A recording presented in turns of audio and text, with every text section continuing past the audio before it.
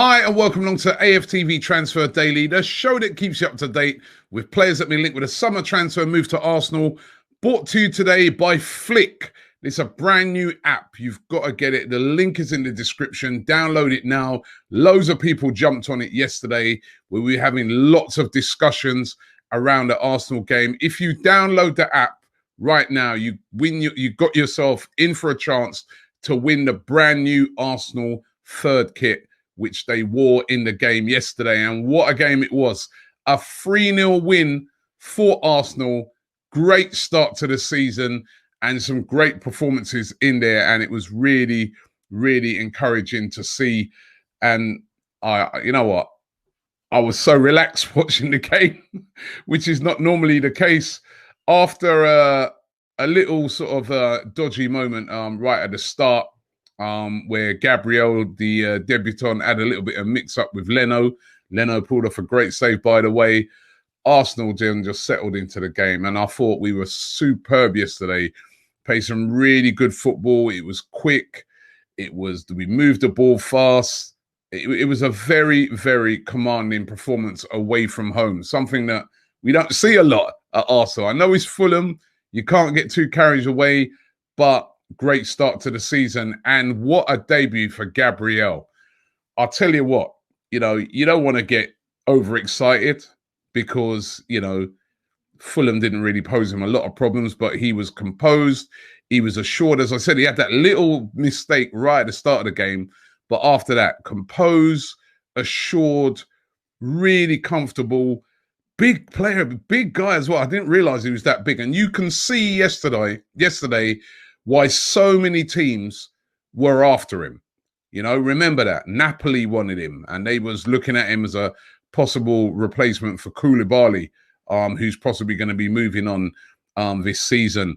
Everton wanted him. Manchester United wanted him. We got him, and what a good signing that looks. And of course, he scored a goal on his debut as well. So very, very good performance by him. Also, there was a good performance in the game by Willian. I thought he played really well as well.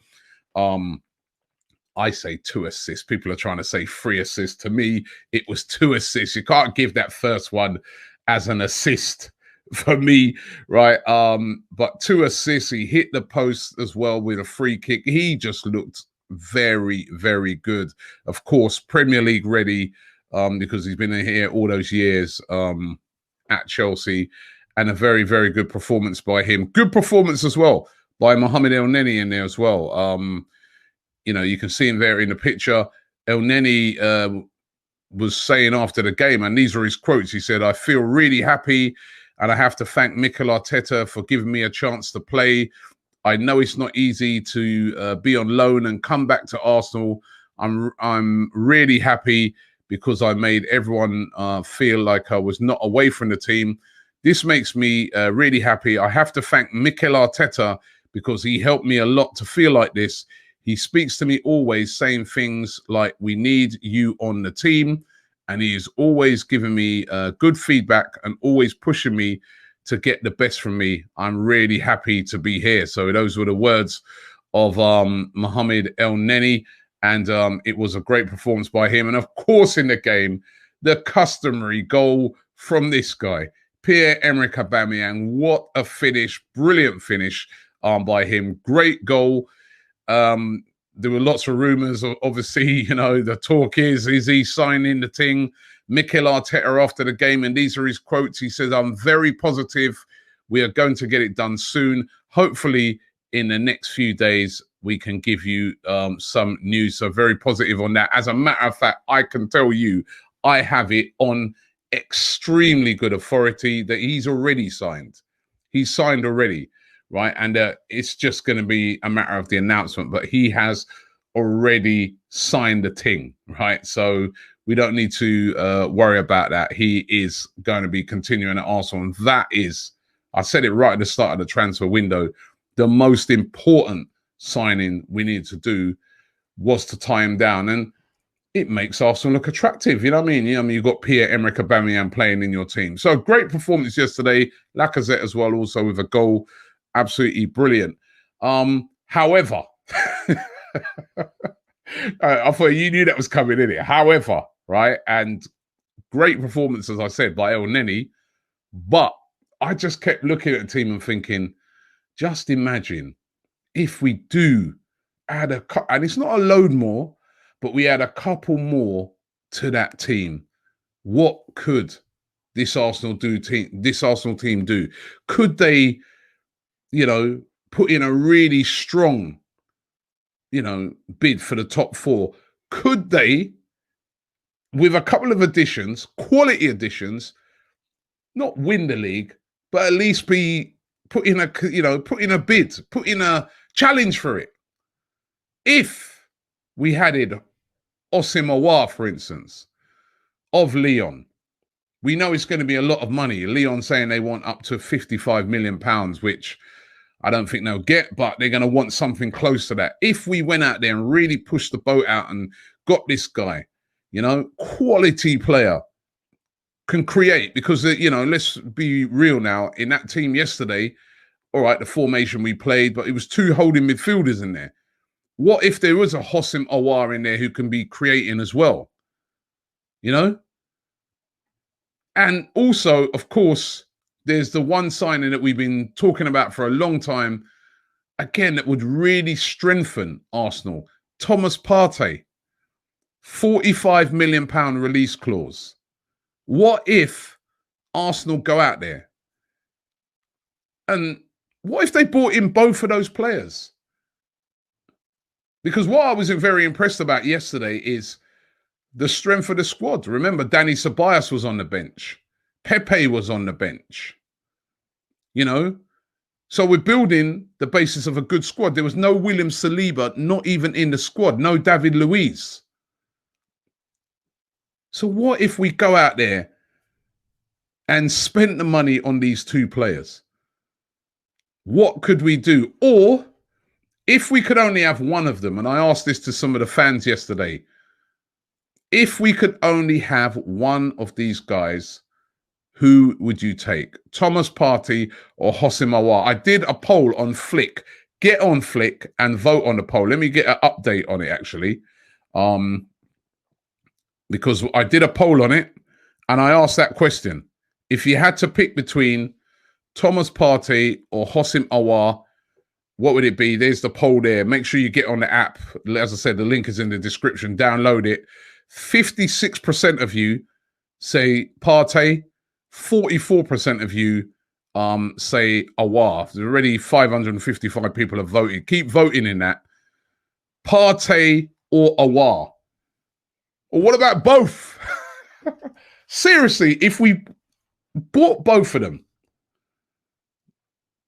I'm not saying league, but I like this manager. I like the way we're playing. There's a bit of a ruthlessness about us. There seems to be a pattern of play. Look at that goal we scored, the third one with Aubameyang, the way we passed it out from the back.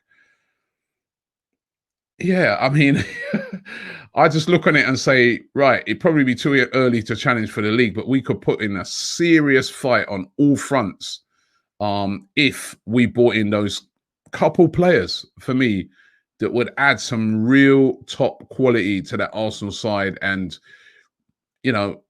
why not? But let's see what happens. Certainly looks like we're going to be getting some money coming in for Emi Martinez. Of course, he was completely left out of the squad yesterday. I said on Transfer Daily yesterday, I said, this is going to be a big indication of what's happening to him. If he's not in the squad, that means that more than likely he's going to be on his way out. He wasn't in the squad. Leno was back, played very well. Leno, by the way, didn't have a lot to do, but he did make a great save at the start of the game. Martinez said to be having a medical at Aston Villa ahead of a move said to be worth up to £20 million. So listen, Arsenal did not want to lose him. Again, we was having this debate, and I was having this debate with a lot of fans yesterday. A lot of fans upset. Why are we letting him go? This is ridiculous by Arsenal. We have to remember this. This guy wants to be the #1 goalkeeper. It's different like to outfield positions. Goalkeeper, only one person can play in that position. You can't sub off the goalkeeper after, 70 minutes and bring another keeper on. The keeper who starts is the keeper who finishes unless he's sent off or he's injured. That's how it works, right? So this guy wants to play week in, week out, right? Aston Villa are willing to pay a big fee for him. Arsenal cannot guarantee him that he's going to play week in, week out because they've got another superb goalkeeper as well, who was the #1 goalkeeper and is coming back. It makes sense, as much as it burns me, because I really like Martinez and he's been a great servant to this club and he's been here for 10 years. But it makes perfect sense to get as much money as you can for him. Now, there were some people saying to me yesterday, oh, it's ridiculous. Only 20 million or up to 20 million. That's ridiculous for a guy of his quality. I don't think so. I think that's a good fee for a guy that before he came in that Brighton game, we would have been lucky to get 2 million for him. If that, because he was just a backup goalkeeper. So we would have, who hardly played. So we would have been lucky to have get 2 million, maybe 5 million, because he just weren't in the limelight. He wasn't playing. So the fact that they're able to get like that 20 million, we have to take it as long as the money is reinvested in quality. Some of that money goes towards bringing in a Partey or a Hossein Aouar, then I'm with it. But I wish him all the best. I think he's been a great servant to this club. He's been here for a long time. He's had to wait a long time to get his opportunity. He seized his opportunity. And do you know what? He leaves the club being able to boast that at Arsenal, I won the FA Cup and I won an FA Cup medal. Good luck to him. And I wish him all the best at Villa. But who's going to be the replacement? It seems to be this guy, David Raya, the Spaniard who plays for Brentford, 24. Arsenal want him to come in to replace Martinez, who's on the way out. Raya previously of Blackburn, as I said, now of Brentford.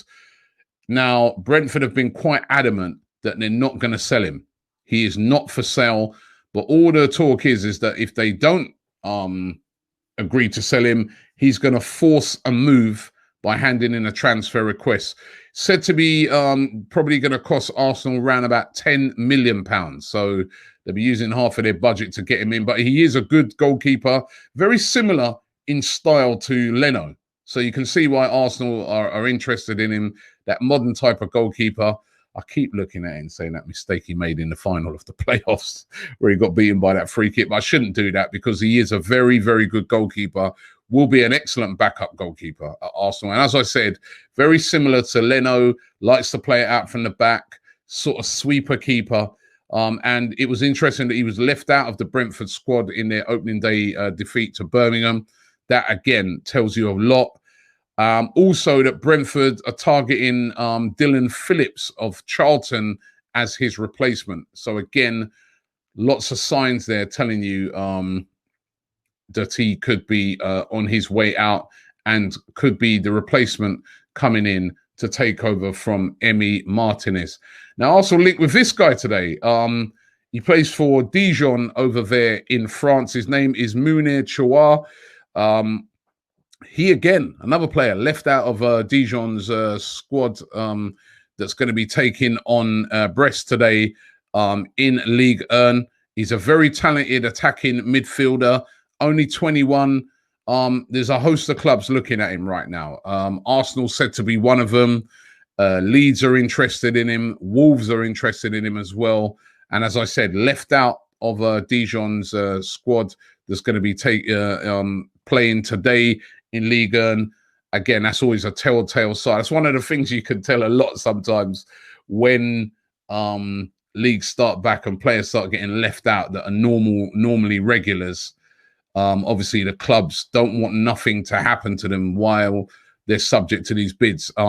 Said to be worth around 15 to 20 million euros, which would be the highest fee ever played for any Dijon player. So obviously they're trying to protect that potential money that could be coming into a club at this hard time. Remember, the French clubs, they finished their season early last year. They lost lots of money, and a lot of them, they've previously been in selling positions, but probably every single one of them, bar PSG, would be willing to sell certain players if they can get certain amount of money in this season, and he could be on his way out. But where will he end up? I still think, it's Houssem Aouar who also looking at. Maybe he's being looked at as an alternative. We'll have to wait and see how that one pans out. So, positive start for the Arsenal. But are we going to kick on? Are we going to kick on? Remember, I want you to vote. If you could only have one, get on the Flick app. The link is in the description. Just click onto it. Get onto the app. It's absolutely free. Doesn't cost you any money. You got a chance to win the new Arsenal third kit as well. So get onto the app. If you could have only one, Thomas Partey or Houssem Aouar, which one would you have? I know we want both. As I said, get both. It's a serious Arsenal team. But if we could only have one, who would it be? Let me know. Thanks for watching the show today, and we'll be back tomorrow. Hopefully, there'll be news of Aubameyang signing, but I think everybody's mind can be at rest. He has signed. It's just the announcement that we're waiting on. Robbie here from AFTV. We just got to say a big thank you to everybody who follows us across our various channels. Over 1 million followers on YouTube. Don't forget, you can now also catch us on Reddit. We're on Reddit, so get involved with us on Reddit and also on TikTok. Keep it AFTV, baby, right here.